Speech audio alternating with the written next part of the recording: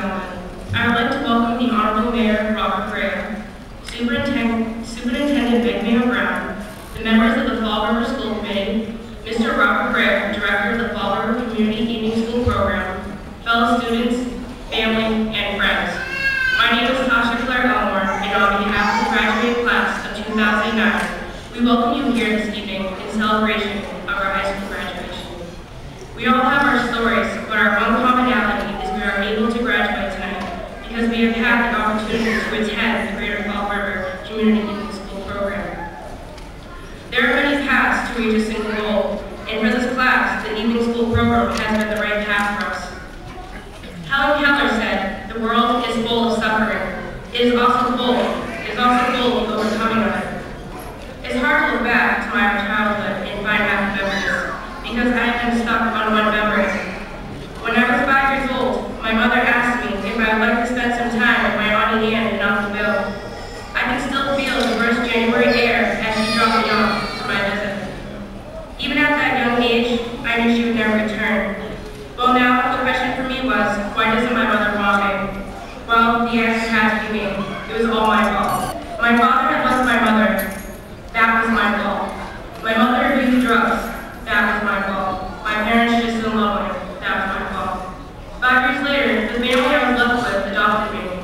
Even though they adopted me, I still felt I was unworthy of being loved. This feeling intensified as I grew older.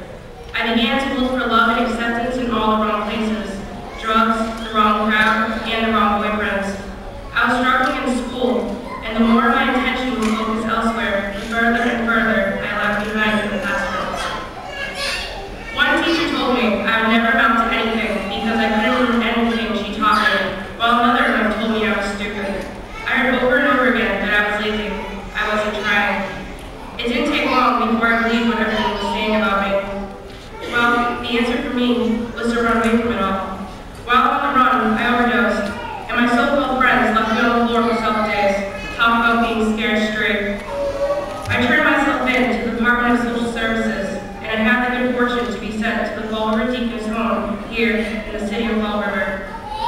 At Deaconess, I was challenged in the classroom, and the way I looked at myself began to change.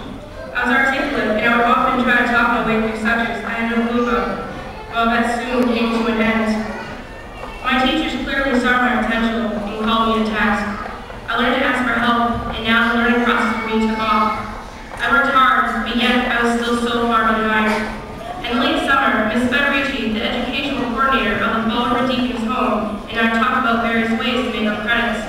An appointment was scheduled, and we met with Mr. Craig, the director of the Greater Fall River Community Evening School Program. We determined the credits that I had, and also determined the credits I would need to graduate through this program. I was ecstatic that I could finish high school before I turned 20. We had a long discussion, and Mr. Craig let me know if graduation was possible, would it be up to me. I would have to work extremely hard to finish the classes I was taking, as well as attend the evening school. This last semester, I earned an A- in all of my classes, English 12 and Algebra 2.